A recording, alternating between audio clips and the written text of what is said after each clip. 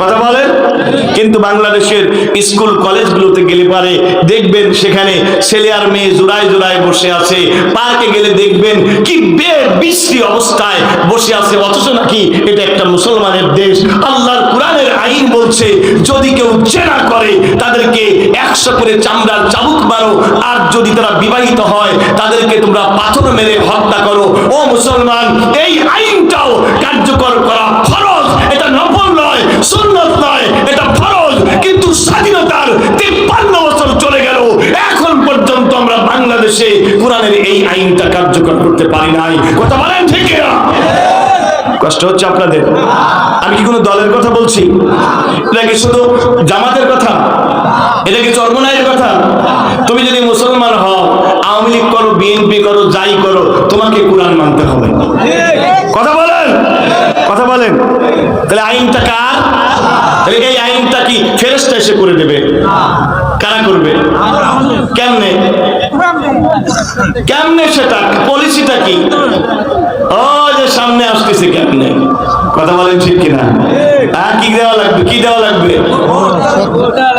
এত বোঝান লাগে কি জন্য আপনাদের? আমির হামজা ভাই বলে ঝুরি কোদাল দিয়ে বোঝান লাগবে। তাহলে এই ভোটটা একটা আমানত, ভোটটা একটা কি? এই ভোটটাকে বেজায় দেওয়া যাবে? কথা বলেন। কিন্তু আমাদের দেশের মানুষেরা নামাজ রোজাকে ইসলাম মনে করে, ভোটকে ইসলাম মনে করে না। অথচ একটা ভোটের মাধ্যমে একটা চোরও আইন প্রণেতা হতে পারে, একটা ভোটের মাধ্যমে একটা আলেমও ওই জায়গায় যেতে পারে। কথা বলেন। তাই নামাজ রোজা যেমন ফরজ, আল্লাহর আইনটা প্রতিষ্ঠা করা কি? আমরা আল্লাহর আইন চাই, সৎ লোকের শাসন চাই। রাজি আছি ইনশাআল্লাহ? অন্যথায় কিয়ামতের ময়দানে জবাব দিতে পারবেন না। আমার দিনুকা এই প্রশ্ন করলে থেকে যাবে। ভাইরা আমার কথা আর বেশি লম্বা করবো না।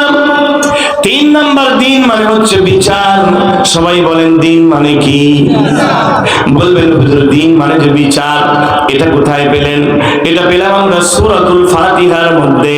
আমরা সূরা ফাতিহার মধ্যে প্রতিদিন বলছি আলহামদুলিল্লাহি রাব্বিল আলামিন আর রহমানির রহিম মালিকি ইয়াউমিদ্দিন। দিন পাইছেন? মালিকি ইয়াউমিদ্দিন। আল্লাহ তুমি বিচার দিনের মালিক। দিন মানে কি? বিচার। দিন মানে কি? এই কোরআনের ভিতরে বিচার আছে না? জোরে বলেন। যারা বললেন না তাদের কি কোনো সন্দেহ আছে? জোরে বলেন, বিচার আছে না নাই? সমাধান, ও সমাধান চাও যদি জীবনে মরণে, ফিরে চাও খুঁজে নাও চোখ রাখো কোরআনে। মারহাবা বলেন। এ বাণী সকলের নয় শুধু মুমিনের। মারহাবা। যারাই মানবে চলে ফল পাবে কোরআনে। ঘরে বলো কিবা রাষ্ট্রে বলো, অশান্তি দূর করে শান্তি আনে।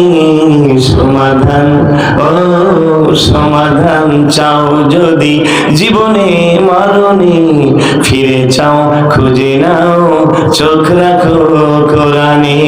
মারহাবা। আল্লাহ রাসূল যখন মদিনা রাষ্ট্রের প্রেসিডেন্ট, 2 জন মামলা নিয়ে আসলো, একজন মুসলমান, একজন ইহুদি। আল্লাহ রাসূল শুনে মিলে রায় দিয়ে দিলেন ইহুদির পক্ষে। সুবহানাল্লাহ। কারণ কোরআনে কোনো অবিচার। কিন্তু বাংলাদেশে কি ন্যায় বিচার আছে? যার লোক আছে, যার জনবল আছে, যার পকেটে পয়সা আছে, তার পক্ষে বিচার হবে। কালকে আগের রাতে যায় মেম্বারের পকেটে 10,000 মারি দিয়ে আসছে। দেখা যায় মেম্বার যাই বলুক রায় দেবে ওর পক্ষে। কথা বলে না কেন? কথা বলে না কেন? বাংলাদেশে আজকে দেখা যায় বিরোধী দল করলে পারে তাহলে মামলা খালি এমনি হয়ে যায়। হ্যাঁ, আর সরকারি দল করে যদি মার্ডারও করে কোনো মামলা হয়? এই তো আমাদের বাংলাদেশ। আর বিরোধী দল যদি মশা মাসিও মারে তারপরে মামলা। এই যে আগে আলেম ওলামা একটাও বাদ ছিল না, ভাইয়ের নামে মামলা ছিল না? সব মামলা। কারণ বিরোধী দল করে, ন্যায় বিচার নাই। কিন্তু রসুলের সময় ন্যায় বিচার ছিল। আল্লাহ রসুল ইহুদির পক্ষে রায় দিলেন। সুবহানাল্লাহ বলে। কোরআনের বিচার কি বিচার? এজন্য এ বাণী সকলের নয় শুধু মুমিনের। শান্তি পাবে তারা যারা মানবে কোরআন। এত চির অম্লান চির মুক্তির ডাক, এ যে মহাবাণী খোদারি কালামে পাক। আল্লাহু আকবার বলে। এত চির অম্লান চির মুক্তির ডাক, এ যে মহাবাণী খোদারি কালামে পাক। এই দুনিয়ার সেই দুনিয়া অশান্তি দূর করে শান্তি আনে সমাধান। ও সমাধান চাও যদি জীবনে মরণে, খুঁজে নাও ফিরে চাও চোখ রাখো কোরআনে। ও বন্ধুরে, একটা মানুষের দিলের ভিতরে যদি কোরআন থাকে, ওই মানুষের হৃদয়ে শান্তি থাকে কি থাকে না? ওই মানুষটার ব্যবহার সুন্দর হয় কি হয় না? একটা বাড়িতে যদি প্রতিদিন কোরআন তেলাওয়াত করা হয়, ওই বাড়িতে শান্তি আসে। ওই বাড়িতে কোনো জিন আসর করতে পারে না, শয়তান আসর করতে পারে না, স্বামী আর স্ত্রীর ভিতরে গোতাগুতি লাগে না, ঠিক না? যদি কোনো পাড়ায় কোরআন থাকে, ওই পাড়ায় শান্তি থাকে। এই জন্য মাদ্রাসায় কোনোদিন মারামারি দেখবেন না, ভার্সিটিতে মারামারি আছে। কথা বলেন।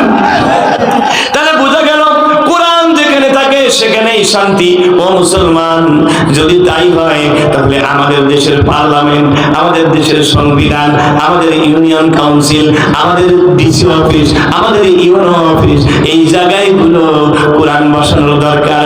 এই জায়গাগুলো নবীর উত্তরসূরি আলেমদেরকে বসানোর দরকার আছে না নাই? আর এইটা যদি আপনার কাছে রাজনীতি মনে হয়, তাহলে বুঝতে হবে আপনার ভিতরে ভেজাল আছে। দিন শব্দের 3 নম্বর মানে বিচার। একটু সবাই জোরে করে বলতে হবে, বিচার মানবো কার? জোরে বলেন কার? কোরআনের বিচার মানবো আগামী দিনে ইনশাআল্লাহ। বলেন পক্ষে থাকবেন তো? কোরআনের পক্ষে থাকবেন তো?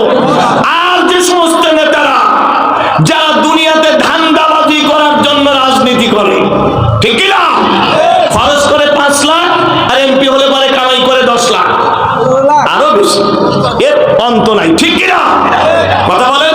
একটা মেম্বারের বেতন কত? খেয়াল করেন, মেম্বারের বেতন কত? না 10-12 হাজার টাকা বেতন। অর্থাৎ একটা মেম্বার হওয়ার জন্য বাংলাদেশের 10-12 লাখ টাকার নিচে কোন খরচ হয় না, ঠিক না? তো এরা যখন মেম্বার হবে, তো ওরা তো রডের পরিবর্তে বাঁশ দেবে। হ্যাঁ, এমন খাওয়া খায়, দেখে যায় পেট মোটা, কুলাকুলি করতে যাবেন মাঝখানে ব্যারিকেড। কারণ পেটের ভিতরে রিলিফ, গম, ঢেউটিন, রড, সিমেন্ট সব ঢুকছে, ঠিক কিনা? বয়স্ক ভাতার টাকা একটাও বাকি রাখে নাই, সব বসাইছে। কথা বলেন। তো বসাবেই তো, কারণ আপনি তো ওই জায়গায় ইসলাম মানেন না। ওখানে যদি কোনো আলেম বাস দাঁড়ায়, তাহলে আমরা ভোট দেই না।